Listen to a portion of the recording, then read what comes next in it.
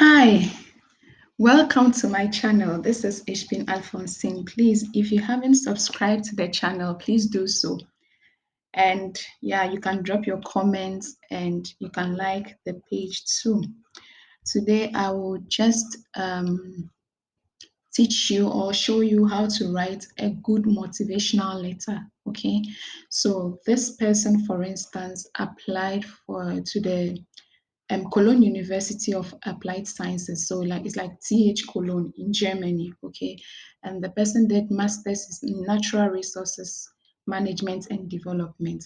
So if you want to write a motivational letter, a good one for that matter, you are supposed to tell us what has inspired you during your childhood. Okay, so this person, for instance, has written that she knew she had wanted to be something else apart from a doctor or an astronaut, and the visions she had has shaped her life.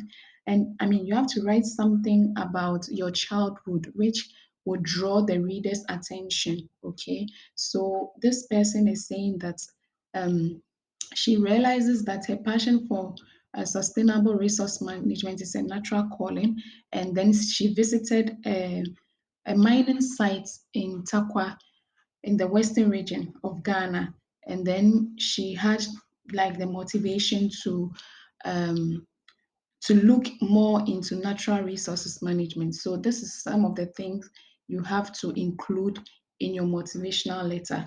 Okay, so apart from that, what has inspired you? Okay, when you went as a child, what inspired you to, I mean, look more into natural resources or to be attached more into the management of natural resources? Okay, so this person, for instance, says that um, after visiting the mining site in Takwa, of course, mining areas and mining sites are related to natural resource management and development. Yeah. So she looked at the state of how pits are left uncovered and how the activity pollutes the environment. This made her know that, well, she really has a passion for natural resources management. Okay. And after this, you have to describe this. Okay, after this, you would have to look at what you did during your undergraduate studies. So for instance, this motivational letter is purposely for a master's program. Okay, a master's program. So this person, um, in her undergraduate studies, did environment and resources management, okay, at the University for Development Studies. So during this period, you have to explain what you learned at the university, which is related to the course you are going to read during your graduate program. Yeah, so that is how it is. You have to include whatever you have learned so that it should link with the current one that you have studied.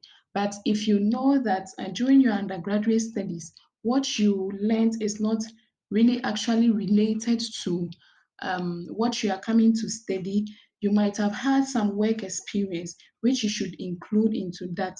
Okay, if what you are coming to study, you have worked in the field of what you are coming to study during your master's degree, then you have to link that into it.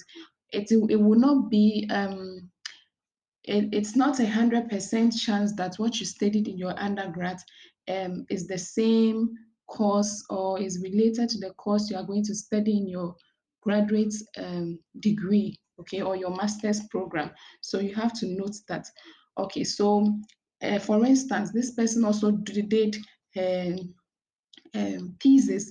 She wrote her thesis on illegal small scale mining activities, which is related to mining activities, okay, that she had even witnessed previously when she was a child in Takwa.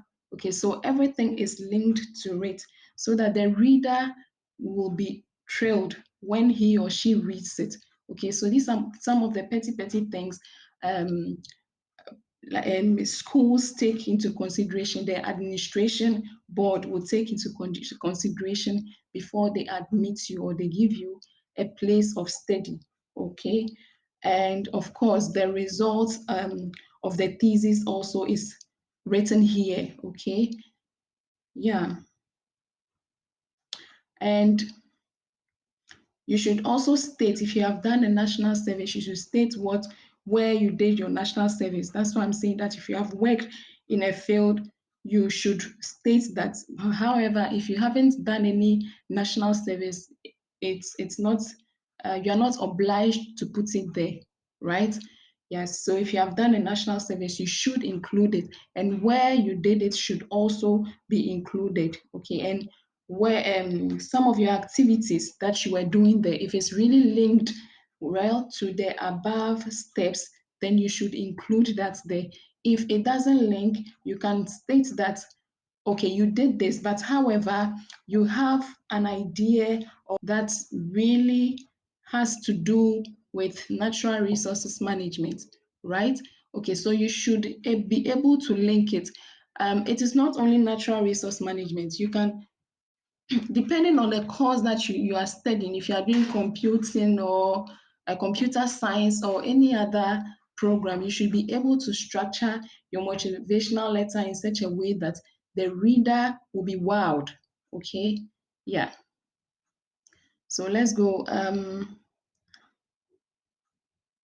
This person, for instance, okay, so in the motivational letter, you have to state what has informed your decision to study in your current university. Okay, so at the University of the Cologne University of Applied Sciences, you have to praise the university, right? You have to praise the university.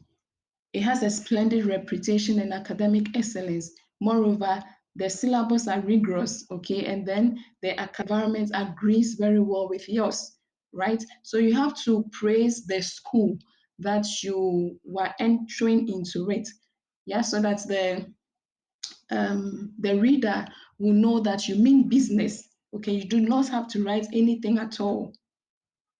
Okay, so the next one is, how can the university train you to become, or after you pass through the school, or even during your passing through the school, how can the university train you, right? This is something you have to also include into it. So this person is saying that the university will broaden her horizon in the chosen field. Okay, so she'll be able to analyze decision between natural resources and human system. Okay, so if you take mining, for instance, mining, I mean, the gold or the bauxite or iron is the natural resource, and the people digging or tapping into it is the human system. So what is the relationship between these two people? I mean, these two entities, what's the relationship between them? Okay, so you should be able to um, state something that the university can bring to you because you are entering into it. Okay, yes. So this is some of the things you have to include in your motivational letter. And so, where do you see yourself in 5 years after pursuing the master's program? You should be able to give your aims and objectives after the school. All right. So, after pursuing your 2 years or 1 year master degree program, what do you want to do? What's next?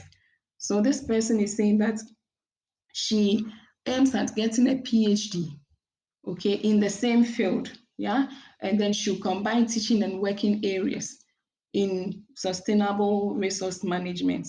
And then, I mean, of course, when you are writing your motivational letter, you should state in the motivational letter that you would come back to your home country, okay, to come and impact the knowledge you have learned to your home country. So this is very, very important. You should state in it that you return to your home country so that the probability you'll be picked or you'll be admitted will be high. Okay, you should state it. This is a must. You should state that in your motivational letter. It doesn't matter whether Germany or any other country. If you are moving from your home country to another country, you should state it there. okay? And the period that should be in the university should also serve you something good. Okay, so this person is also saying that she'll come back, I mean, lecturers and course mates together would also help her to broaden her horizon or her knowledge in natural resource management in a scholarly manner. Okay, so these are some of the things that will enrich your motivational letter when you put into it. Okay, so that when the reader is reading, he will be wowed, right? These are some of the petty things they look in order um, to admit.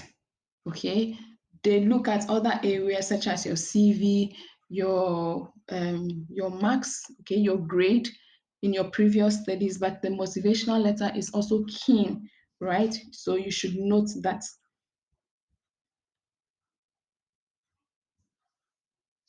So, of course, the last part is what you would gain during your studies. Okay, now you have stated that you would have you brought the school broaden your horizon, and the school do this and that.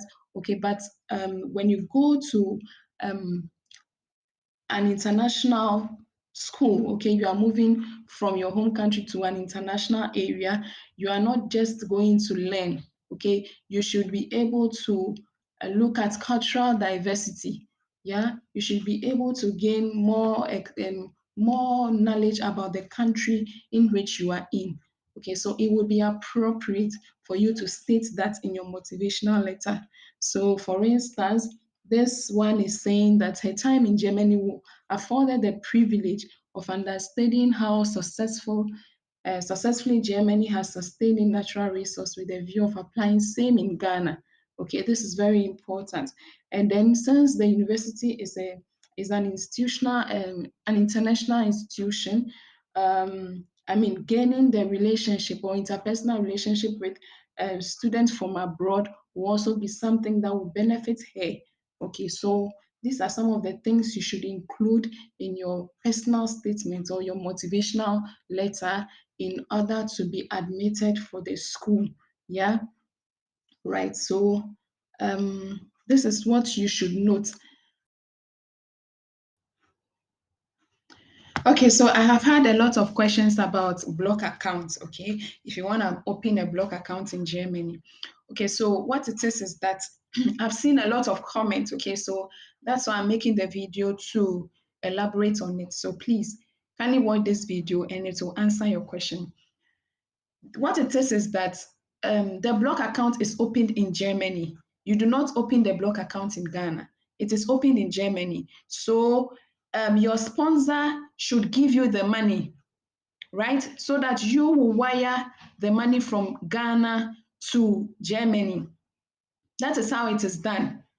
When the sponsor gives you the money, you wire it. It means that you do a transfer, a wire transfer, okay, which the charges will be borne by you.